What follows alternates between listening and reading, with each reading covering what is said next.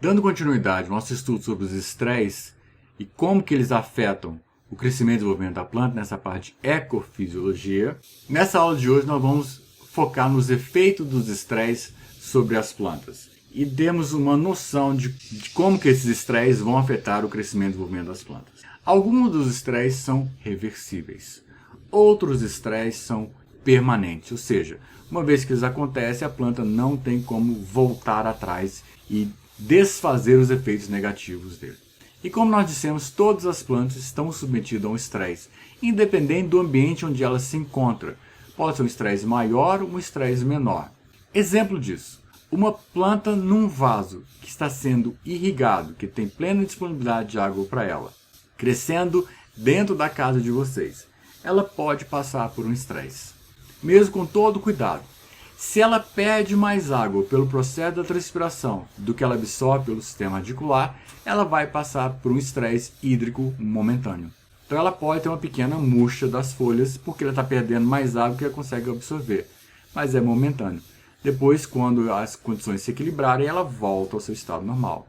Porém, em alguns casos é um processo irreversível, como por exemplo quando a disponibilidade de água fica tão baixa no solo que fica abaixo do ponto de murcha permanente. Nesse caso, as células da planta estão completamente plasmolizadas e agora a planta não tem mais condições de sequer absorver porque ela perdeu a sua viabilidade. Ela não consegue mais exercer suas funções fisiológicas. Então ela morre. E nesse caso, é um processo que compromete a viabilidade daquelas células que foram afetadas de forma definitiva. Mas como que eu faço para medir o estresse nas plantas? Como é que eu sei que a planta está estressada? Como nós dissemos, existem vários fatores que podem afetar.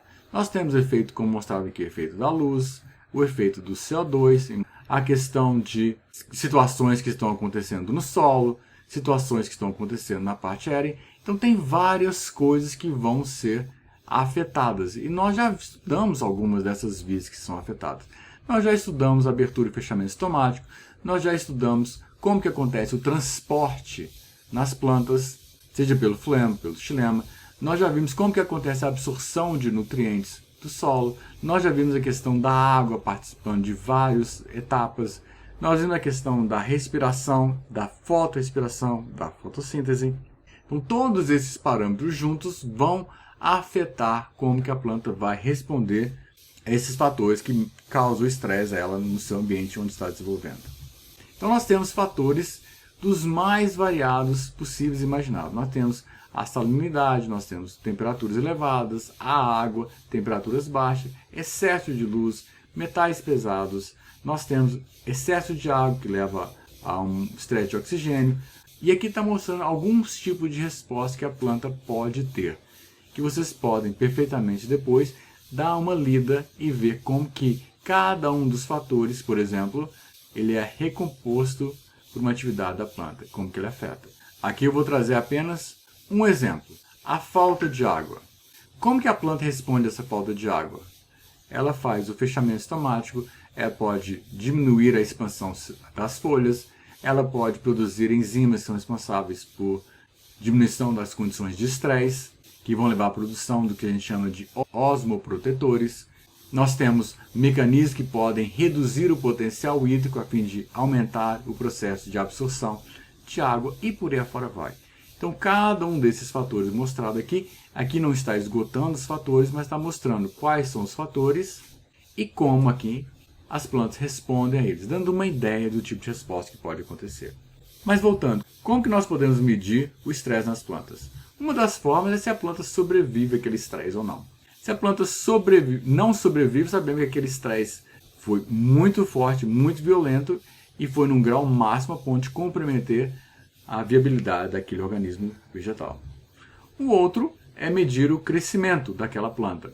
Eu posso medir, por exemplo, a matéria seca, ou eu posso pegar uma régua e medir o alongamento da parte aérea, ou posso medir a expansão do limbo foliar. Então eu posso pegar parte da planta e eu ir medindo o acúmulo de matéria seca dele. Então eu tenho o meu controle, que não está sob estresse, e tem aquele que está sob estresse, e agora eu vou ver a diferença que está acontecendo entre os dois, em termos de crescimento. Eu posso medir o estresse vendo se ele afeta a fase de florescimento daquela planta, ou seja, afeta a reprodução daquela planta. Em que termos? Se existe a formação da flor, se está havendo o abortamento das flores, se está havendo o pegamento das flores, se a parte masculina e a parte feminina estão sendo formados como deveriam ser formados. Então eu posso analisar o estresse, medir o estresse na fase de reprodução da planta. Eu posso medir o estresse em termos de produtividade, seja de produtividade da parte aérea, em termos de folhas, seja de produtividade dos grãos, seja de produtividade dos frutos, seja de produtividade das raízes. Eu tenho o meu controle, que serve de referência, e eu tenho as minhas plantas que estão submetidas a um determinado tipo de estresse, seja ele qual for, e eu posso comparar em termos de produtividade, seja de qual parâmetro for. E dessa forma eu posso avaliar qual foi o grau de estresse que aconteceu. Isso é muito comum a gente ver na televisão quando a gente tem uma seca muito grande em determinada época do ano na produção de grãos em uma determinada região. Normalmente a reportagem é assim: houve uma seca muito grande na região tal, que produz tal, e nesse ano houve uma quebra da produção de 30%. Houve uma quebra da produção de 50%. Houve uma queda da produção de 80%. Por quê? Porque nesse caso, o fator limitante estressante é a disponibilidade de água, é a falta de água naquele ambiente, e ele afetou a produtividade, e isso nos dá uma ideia do estresse ao qual as plantas estavam submetidas. Nós podemos fazer análises mais refinadas, como por exemplo, eu posso medir atividades enzimáticas, eu posso medir a taxa fotossintética. Existe o IGA que vocês viram na aula prática demonstrativa, mas existe o IGA que eu levo no campo, que eu meço a fotossíntese no campo. E eu posso medir agora a fotossíntese numa planta normal, sadia, sem estresse, e numa planta submetida a uma falta de água, a temperaturas muito elevadas, a temperaturas muito baixas, a uma planta submetida à falta de oxigênio. Eu posso então saber como que a fotossíntese é afetada por aquele tipo de estresse. Eu posso analisar a nível molecular, em termos de expressão gênica. Tem determinados genes que nós sabemos pela literatura que eles são afetados por determinado tipo de estresse. Ou eles inibem a expressão daquele gene, ou eles induzem a expressão daqueles determinados genes. Então eu posso rastrear isso. Mas para isso, sem dúvida, eu preciso de uma infraestrutura laboratorial bem mais complexa, porque eu vou ter que extrair DNA, vou ter que extrair RNA, vou ter que extrair proteínas, para que eu possa fazer esse tipo de análise e correlação. E existem outros, mas nós paramos por aqui. E olhando todas essas formas de medir o estresse, nós começamos do macro até o micro. Então vocês podem escolher qualquer um deles aqui para vocês fazerem uma estimativa do estresse ao qual a planta estava submetida.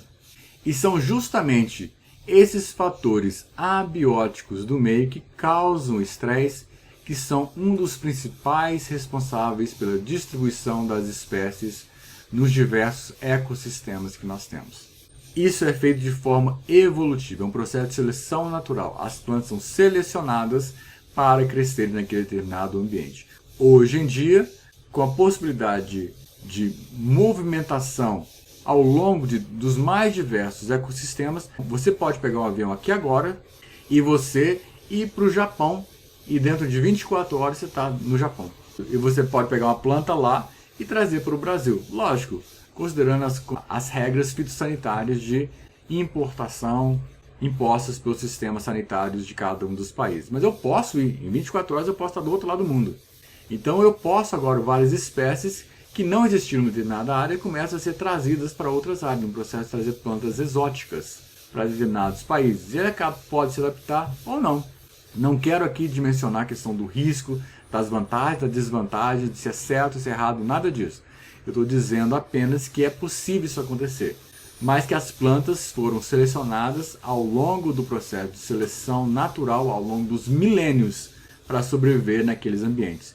E os fatores abióticos de estresse desempenham um papel crucial nesse processo de seleção das espécies mais adaptadas àquele ambiente. E os fatores de estresse são espécie específicos. O que isso quer dizer? Determinadas plantas respondem de formas diferentes ou com pequenas diferenças entre elas ao mesmo tipo de estresse. Embora exista um padrão, diferentes espécies podem ter pequenos ajustes em função dessa coevolução da planta naquele ambiente. Então podem responder de forma um pouco diferente ao mesmo tipo de estresse. E, portanto, a resposta das plantas são específicas para cada tipo de estresse. O que isso quer dizer? Uma planta submetida a temperaturas altas vai ter uma resposta diferente se ela estiver submetida a temperaturas muito baixas, que vai ter uma resposta diferente se ela estiver submetida a um estresse hídrico, falta de água, ou vai ter uma resposta diferente se ela estiver submetida a uma falta de oxigênio no solo, ou seja, estresse de oxigênio, e assim sucessivamente. Então as plantas vão responder aos estresses de forma muito específicas. E quanto tempo demora para um estresse aparecer? Isso é extremamente variável. Varia em função do estresse e varia em função da planta. Tem estresses que vão acontecer em questão de horas. Tem estresses que vão demorar meses para que eles possam se manifestar. Então depende muito do tipo de estresse, depende muito da resposta da planta. Exemplo disso. Plantas não estão adaptadas a uma condição de inundação. Você as inunda, em questão de horas ou questão de dias, elas já começam a expressar as respostas àquela falta de oxigênio no ambiente. Em compensação, como nós já mencionamos anteriormente, plantas que estão do igarapé, na região amazônica, elas ficam completamente imersas durante meses. E quando abaixo do nível da água, elas continuam. Então elas não apresentam questão do estresse. Mas se passar muito tempo, ela não vai ficar indefinidamente debaixo da água. Mas se ficar por muito tempo além do normal, ela pode começar a manifestar os efeitos negativos daquela condição inadequada. Então existem diversos parâmetros que podem influenciar a severidade ou a gravidade do estresse ao qual a planta está submetida. Dentre eles, o primeiro é o tipo de estresse. Se é um estresse por falta de água ou por excesso de água. Se é um estresse por temperaturas altas ou temperaturas baixas. Se é um excesso por excesso de luz ou por falta de luz. E assim sucessivamente. Um outro parâmetro é a característica daquele estresse. Não apenas o tipo de estresse, mas quais são as suas características. O que a gente quer dizer por características? Primeira coisa, foi um estresse muito severo ou foi um estresse brando? Esse estresse durou muito tempo ou não? Por quantas vezes a planta foi exposta àquela condição estressante? E além disso, se houve uma combinação de estresse. Ou seja, a planta ficou não somente inundada, mas ficou sob baixa temperatura, por exemplo. Então são características do estresse que vão afetar como que a planta vai responder àquele estresse. Então o primeiro parâmetro é o tipo de estresse. O segundo parâmetro são as características do estresse. E o terceiro parâmetro são as características das plantas. Ou seja, qual o genótipo daquela planta. Existem variedades de soja que são adaptadas às regiões de temperaturas mais elevadas do que outras. Existem cultivares de uva que são adaptadas a temperaturas extremamente elevadas. Então depende do genótipo daquela planta. Além disso, depende de qual órgão que está sendo afetado e de qual fase de desenvolvimento em que aquele estresse se apresenta. Se ele está se apresentando com a fase vegetativa inicial, quando a planta está vegetativa na fase adulta, ou está apresentando na fase reprodutiva da planta. Então são características da planta que podem afetar o tipo de estresse. Esse quadro geral nos mostra como os fatores que afetam as respostas das plantas. Então nessa primeira coluna eu tenho os fatores ambientais. Eu tenho alagamento, eu tenho déficit hídrico, temperatura, salinidade, deficiência nutricional, excesso de luz, falta de luz e assim sucessivamente. São os fatores do ambiente que vão estar relacionados com esses estresses abióticos. Depois eu venho quais são as características daquele estresse. A severidade, a duração, o número de exposições e a combinação de estresse. Isso tudo agora, a depender de cada um deles, cada um dos fatores do ambiente, vão estar agora relacionados com as características das plantas. Qual o órgão da planta que foi afetado, qual o estado de desenvolvimento e qual o genótipo daquela planta. Esses três fatores combinados, os fatores do ambiente, o tipo de estresse, as características do estresse e as características das plantas, vão fazer com que a planta apresente um desses dois tipos de resposta. Ou a planta vai ser resistente, ou a planta vai ser suscetível. E se ela for resistente, ela vai continuar sobrevivendo no ambiente. Mas se ela for suscetível, vai comprometer a sua produtividade e pode, em último caso, levar à morte da planta. Então, quando a gente analisa o estresse, nós temos que levar em consideração todos esses fatores combinados entre si. Se as plantas forem capazes de sobreviver naquele ambiente estressante, a planta pode sofrer o que nós chamamos de aclimatação e adaptação. Não vou entrar em discussões temáticas sobre a origem das palavras, se faz realmente tanta diferença vocês utilizarem um pelo outro, mas o que a literatura nos diz é o seguinte, que as plantas são aclimatadas quando elas passam a tolerar aquele estresse por fato de estarem expostas a ele anteriormente.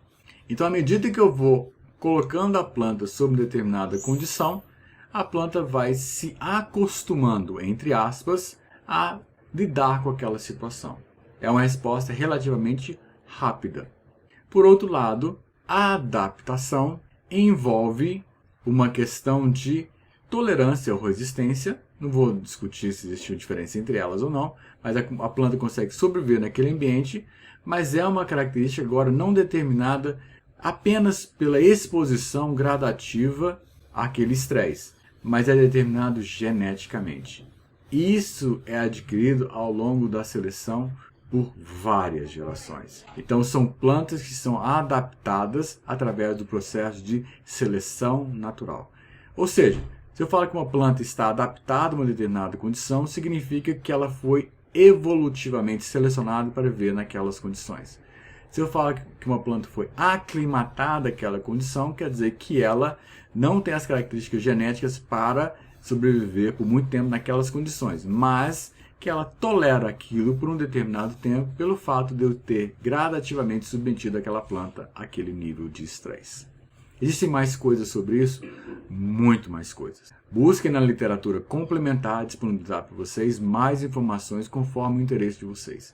Conforme nós dissemos, nosso objetivo é dar para vocês uma visão geral que as plantas estejam onde elas estiverem. Elas estão sempre submetidas a alguma forma de estresse que tenta comprometer a sua viabilidade naquele ambiente.